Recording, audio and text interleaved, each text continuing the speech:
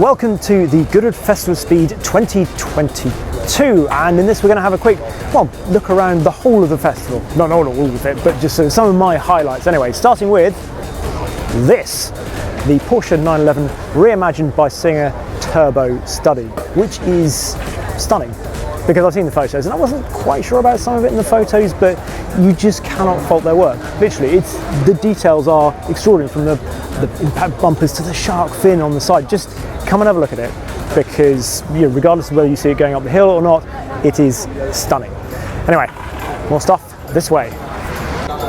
Now, usually at the Festival of Speed, and I would still advocate going up to the rally stage at the top of the hill, because it's lovely up there, all amongst the trees and some great cars, and it's usually a bit quieter, but I'm aware it does take a little while to get up there. So if you're constrained by time, come to the Cathedral Paddock, because there's some lovely rally cars down here as well, starting with the Dakar cars, which are just, I mean, I'm 6'5", enormous, amazing to see these things.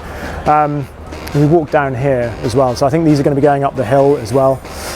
This is obviously the Peugeot 3008 Dakar. I remember being out in Morocco seeing one of these testing. It was Loeb coming across. It was all black at the time, which was looked absolutely amazing. 205 216, one of my favourites. But what I want to say down here is, well, a couple of Fords, because when I say Ford Group B rally car, what do you think? We think RS200, you'd be absolutely right, which is obviously this one here. But also at the Festival of Speed is the, sort of stillborn, the rarer Ford Group B rally car, which was going to take over from the Mark II Escort, and it's based on the Mark III Escort. And here it is, RS 1700T. That's rear-wheel drive, looks pretty cool. They did all the development for this car. Ari Vatten and Phil Short been out testing it in Portugal. In fact, they crashed one out there, and it was all lined up to have the sort of the 200 homologation road cars built. And then new management came in and canned it. They said it wasn't going to be competitive against, in fact, the 205 T16, which had been unveiled. So it was a stillborn project, but sort of what might have been. As such, it's a really rare car to see, and it's lovely to have one here today. So come down and have a look at that. Amazing arches on it. Engine was longitudinally sort of transverse mounted in this, and just cool thing. Also, for those of you a certain age, Muddy Fox mountain bikes. I always wanted one of those when I was little. Not so cool these days, but back at the time, when I was 6R4. It's the dream, isn't it? Let's take a wander round here past the Nissan with the Marlboro colours on it too. There's a gap here, which I'm hoping at some point there's going to be a BX Ford TC, possibly the ugliest and least successful Group B rally car ever, but also a bit like the 1700T, just one of those cars that it's so cool to see, and these days it has a following all of its own. So yeah, hopefully that will be there if you're coming down to Goodwood. Now you can just imagine it. We put a screenshot of one up or something like that. This sat on this before. It's the Citroen ZX. It's the Rally Raid thing, so it does the Dakar. Again, so rudimentary and sort of bare bones compared to the Dakar cars up there, which is nice to see. And then down here, all the more modern rally cars up here. So we've got Citroen Zara down here, which actually this exact car won 6 rallies with Loeb on board. You can have a look at our film with the Citroen C4, which took over from the Zara. If you haven't seen it already, that's a Gerardo car, apparently just been sold. Moving past all the Subarus, up to some Fords up here, and we've got some of the later Focuses up here in their BP Ultimate liveries, but there's a Castra one right at the end. 2005 Focus, so fully active, the last of the fully active cars, and this is a car that's owned by Steve Perez. I think it's being driven by his son, and this thing, watch out for it going up the hill, because they're just incredible. These fully active cars with all the diffs working. Obviously we have active diffs back in modern rallying at the moment, but these are something else entirely. I was lucky enough to drive this up at Blyton Park many years ago, and as long as you stayed on the throttle and just steered it on that, wow, what a thing. So check that out if you can't get up to the real rally stage.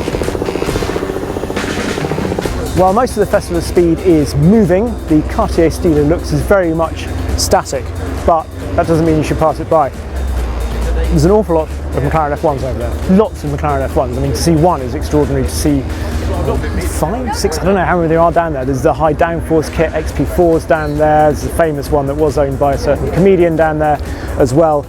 But I also wanted to highlight this Bugatti, which is a Type 57C Atalante. So everyone knows the Atlantic, the famous Atlantic, but this is the Atalante, and the 57C with supercharger is incredibly rare. There are only 41 Atalantes produced in total anyway, and there's just something about it. Come and have a look, because it looks so sort of unrestored and authentic, I suppose. I love the colour of it, and have a look inside at the elephant hide sort of seats, the grey seats, and the aubergine carpet as well. I think it is absolutely stunning. Right, where next? So one thing you should come to at Goodwood is the Future Labs. Now I know you're all going to come here for the cars and everything like that, but trust me, come and have a look inside this place, because it is fascinating. We're going back to the moon, NASA's in there, and look at this, I'm going to have a sit. This racing drone, that's cool to me.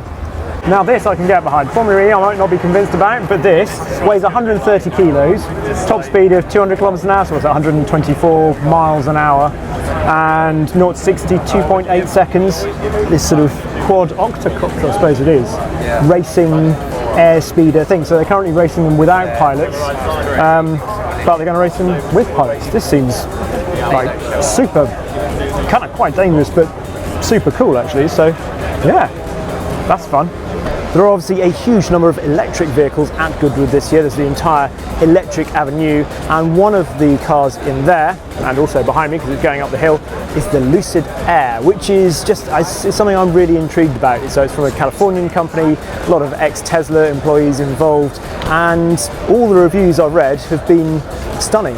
So yeah, it's one of these cars that I think you need to come and have a bit of a look at. Got various bits here. Look at this, 74 kilos, 670 brake horsepower from this little motor. Fun. I think one of the undiscovered bits of the Goodwood Festival of Speed 2022 is on the inside of the sort of the first corner of the hill climb. It's the Lanzante stand. For a start, just over there is a sort of naked McLaren F1 GTR, so you can see all the guts of it, which is just beautiful to see. And there is also a new car, this behind me, the P1 Spider. Oh, the Benetton just gone up the hill. So this has been designed by the original designer, Paul Howes, and so it looks pretty much as though it's come out of the factory. And you think, well, they've just taken the roof off it, but it's not quite as simple as that. So they've got new intakes by that sort of by where the C-pillar would be, because obviously the roof scoop has gone. It does get a little fabric roof. They're only going to produce 5, and yeah, now we know what a P1 Spider does look like. So yeah, Lanzante stand. Come and have a look. So that is just a small taste of the Festival of Speed 2022. Apologies if I've missed your personal highlight. It's not personal from my point of view, trust me. And I thought I'd end up here with the 911 that has just won at Le Mans. Still streaked with grime. There's still the Audi down there that won at the Nürburgring 24 Hours as well, with Group C cars. There's so much to see here. So those are just a few of my highlights. I hope you enjoyed it, whether you're coming to the festival or not. See you next year, maybe? Who knows? I'm going to go look at some more.